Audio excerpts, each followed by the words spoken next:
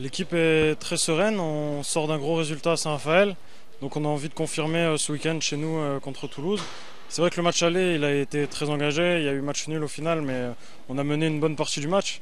Après c'était le premier match de la saison, donc on a eu le temps d'évoluer, d'améliorer notre défense. En plus on a l'arrivée des frères Karabatic, donc ça sera un match complètement différent, mais on a à cœur en tout cas de rester invaincu chez nous au moins en 2013.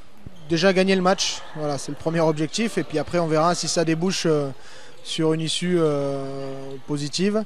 Mais voilà, on a pour objectif de gagner ce match et de continuer notre bon état d'esprit et notre bon état de forme du moment.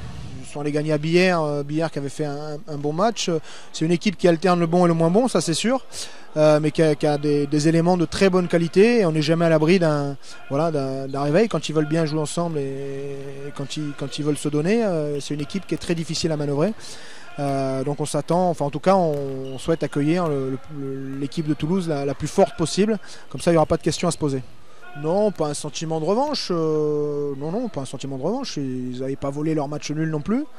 Non, par contre, c'est une équipe qui, de temps en temps, pense que les adversaires ne sont pas suffisamment motivés, donc s'autorise quelques déclarations dans la presse. Des fois qu'on n'ait pas besoin de motivation. Voilà.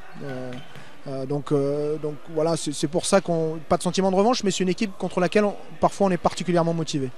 Bon, Toulouse mettra certainement un plan anti-Nicolas Karabatic. Est-ce que Aix va mettre un plan anti-Jérôme Fernandez?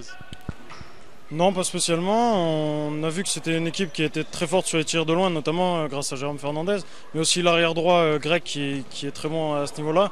Donc c'est vrai qu'on va peut-être adapter un petit peu notre défense, mais on n'a pas de plan précis contre un tel joueur. Non, pas de plan particulier. Par contre, c'est effectivement un joueur redoutable qui pèse beaucoup dans le jeu de Toulouse. Donc un joueur sur lequel il faudra défendre dur, être très présent. Voilà, une des clés du match, évidemment, c'est d'essayer de limiter son rayonnement malgré tout. Un petit pronostic pour le match entre Célestat et Créteil? Je me fous complètement du match de Célestat contre Créteil.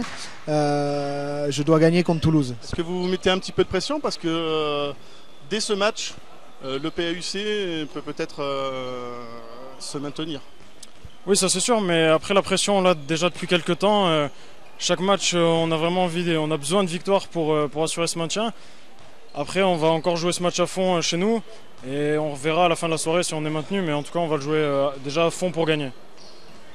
Bon, toi, personnellement, tu as été choisi parmi les prétendants pour être joueur du mois dernier.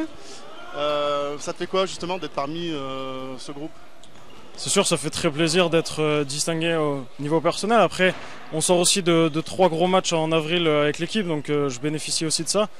Mais c'est sûr que c'est un grand plaisir.